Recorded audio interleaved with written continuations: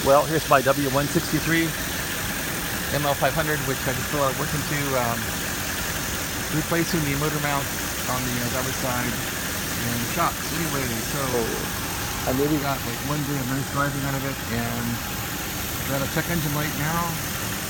The lean condition on bank 1 and 2. So I watched some YouTube videos on how a master is find leaks. Anyway, I had a piece of hose in the back of the truck from a long time ago, and I just kind of probed the back of the engine here. So here's the back of the engine. I don't really know where the hose is going. It looks like it's hitting the intake manifold, but you can hear this thing hissing. Here's the hose. I can hear the leak to the hose really loud. In fact, this leak is so strong I was getting some vacuum to the hose.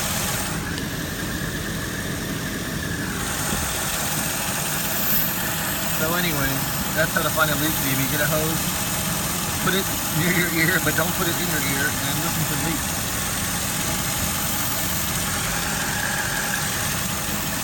So I guess tonight I'll pull off the reservoir here, the coolant reservoir, and look for the leak. I'm hoping it's not the intake manifold, but it might be. Maybe I can throw some aviation warming gas in here. It's a really, really big leak. Thanks for watching. Have a great day.